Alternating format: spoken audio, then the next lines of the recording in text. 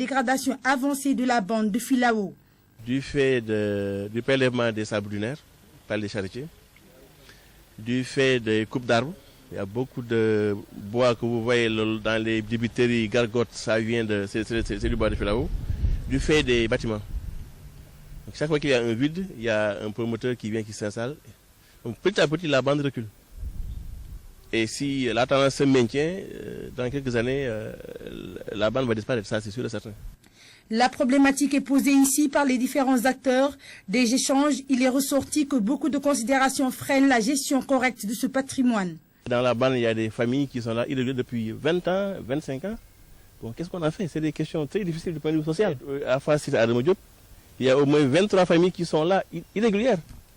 Est-ce qu'il faut les chasser? Certains acteurs sont formels. Il faut appliquer le code forestier dans toute sa rigueur. Beaucoup de problèmes que nous avons connus jusqu'à présent, qui ne datent pas de maintenant, découlent de peut-être ce laxisme dans l'application du code forestier comme il a été décrié dans la salle. Il n'est pas trop tard pour bien faire. Pour le reste maintenant, le reste de la bande de périmètre de reboisement qui n'est pas la bande de Filao, ça, je crois que sa réflexion doit intégrer la réflexion de toute la stratégie nationale de gestion des aires protégées. L'application de ce code bute justement sur une situation assez particulière. Beaucoup de familles mènent des activités de maraîchage dans ce domaine classé. Pourtant, seul le contrat de culture peut leur permettre d'exploiter ces parcelles de façon légale et les clauses du code sont très claires. Le contrat de culture, c'est pour 3 ans, renouvelable une fois. Donc, ce qu'ils demandent réellement, c'est plus que ça. Donc, c'est des questions assez difficiles. Ils doivent nous délivrer, ils doivent le faire. Parce que nous, on en a besoin. Nous sommes des mères de famille. Nos enfants ne travaillent pas. Nos hommes, nos maris, nos époux sont en retraite. Ils sont allés à la retraite. Nous avons ce maraîchage pour vivre, pour faire nos petits besoins, pour faire évoluer la maison. Mais qu'ils nous délivrent. Cette journée internationale a justement été instituée pour proposer des solutions de gestion durable des forêts. Les acteurs comptent mener une communication offensive pour sensibiliser les populations et les conscientiser sur la protection de cette bande de Filao pour l'intérêt des générations présentes et futures. Football à présent, des nouvelles de la tanière, open press des Lions. C'était ce matin à l'Hôtel des Lions. Notre reporter a profité de l'occasion pour nous faire découvrir ce qu'il y a derrière le look de chaque joueur. Notre envoyé spécial Koumba Diakhaté-Mar nous plonge dans l'univers mythique des Lions. Ils se sont ouverts à cœur joie à notre caméra. Reportage. C'est open press, c'est relax, c'est détendu dans la tanière. Ici, on répond sans détour à toutes les questions. Alors, pourquoi pas briser le tabou qui entoure l'univers look ou mode de certains joueurs? Pourquoi les tresses? Qui vous tresse? Ouais, les tresses, c'est que je le faisais depuis quand j'étais célibataire. J'ai joué à Youth Gorée et ça continue, c'est un look pour moi. Les tresses, pour l'instant, ouais, c'est joli, tout le monde me dit c'est bien. Et ça, c'est grâce à ma femme, c'est ma femme, Marem Salouad, qui me prépare et qui me coiffe chaque week-end et chaque avant-match. Bayal, c'est le look de la tête aux bras. Ça, c'est tatouage. Donc, je l'ai fait depuis que j'ai une petite fille. Donc, c'est El Sadia. C'est El Alimatou Sadia. Je lui ai donné le prénom de la femme qu'a été le prophète. Et ça, c'est ma mère. Je l'ai fait depuis que je suis arrivé à Saint-Étienne. Donc, c'est ma mère. Et ça, c'est ma femme, c'est Marem Salouad. C'est ma femme, c'est le prénom de ma femme que j'ai mis là. Et ça, c'est mon fils, Mohamed El Bachir. Rémi, lui, opte pour un petit bout de diamant à l'oreille. C'est pas les gros diamants qu'on peut penser. C'est une bonne boucle d'oreille, mais c'est pas les gros diamants. Là. Ça fait longtemps quand j'étais au centre de formation. Voilà, c'était un peu, on va dire, la mode. Et après, depuis, j'ai toujours gardé ça.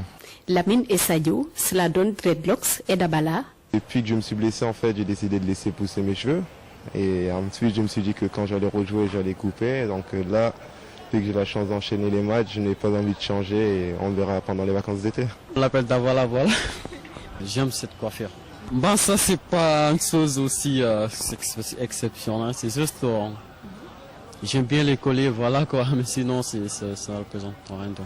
Dans la tanière, les goûts et les couleurs ne se disputent pas, serait-on tenté de dire. Alors, chaque lion y va de son look. Voilà, chaque lion y va de son look. À 48 heures de leur match donc contre l'Angola, les Lions ont rencontré la presse jeudi pour le traditionnel open press avant le match du samedi. La séance a permis aux journalistes de jauger l'ambiance dans le groupe et l'esprit, donc l'état d'esprit avant la rencontre contre l'Angola. Envoyés spéciaux à Conakry, Momar Ndiaye, Batiso et Cheikh Traoré. Ambiance relax à l'hôtel des Lions. Pas d'entraînement ce jeudi matin pour l'équipe, mais un match à jouer contre la presse sénégalaise. 1 heure de questions-réponses. Les Lions sont très disponibles pour cette open press et répondent à toutes les sollicitations. Une certitude, le groupe vit bien et savoure ses retrouvailles.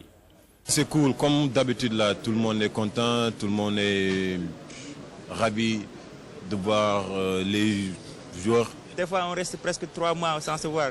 Donc quand on se voit, c'est un grand plaisir quand même. Quand on vient en équipe nationale, on parle Wolof, on rigole, on se rappelle les souvenirs.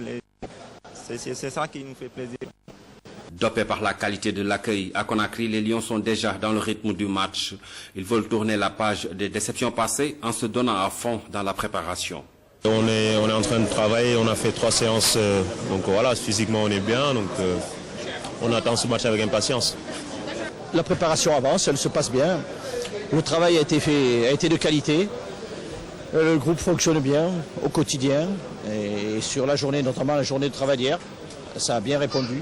Un sélectionneur exigeant, Alain Giresse pousse ses joueurs à se surpasser. Il insiste beaucoup sur le jeu. On sait que notre fond de jeu, ce sera notre fond de commerce. C'est ça qui nous fera gagner des matchs. Donc voilà, il insiste beaucoup sur le jeu parce qu'on a des joueurs de qualité et on a un groupe qui peut faire le jeu. Les Lions vont aborder le match face à l'Angola en toute sérénité. Seule la victoire sera belle pour eux. Sans pression, tout simplement, jouer comme on a toujours joué les matchs, sans se poser de questions et avoir l'objectif en tête que c'est les 3 points.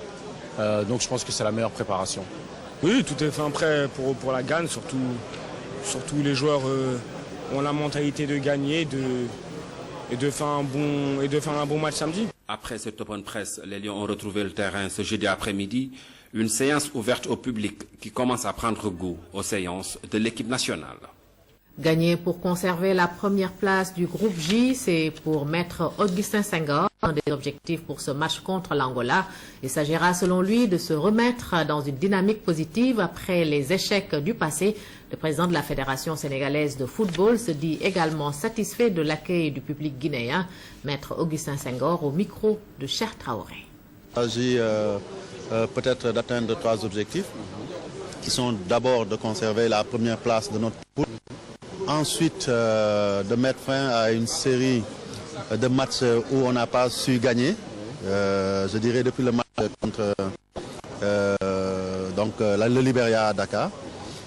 Donc ça fait 4 matchs qu'on n'a pas gagné. Et enfin, il s'agit aussi de se remettre sur une dynamique positive, comme on avait su si bien le faire en 2009, quand il s'est agi de se qualifier à la Coupe d'Afrique. Les prémices sont assez prometteuses. On a vu l'engouement qu'il y a au sein de la communauté sénégalaise de Conakry et de Guinée en général, mais aussi au sein même des supporters guinéens. Nous sommes surpris de voir qu'ils connaissent tous les joueurs et qu'ils les adulent et surtout qu'ils collent à l'équipe. Quand on voit l'équipe arriver aux entraînements, on a l'impression d'arriver au stade Léopold Senghor et je pense que c'est de bon augure. Et de plus en plus, au fur et à mesure qu'on se rapproche de la date, on voit que les Guinéens partout ne parlent que du match et donc c'est de bon augure. Et si ça continue comme ça, peut-être nous n'aurons pas regretté d'avoir choisi Conakry pour notre match à domicile. Augustin Senghor, président de la Fédération de football à Conakry.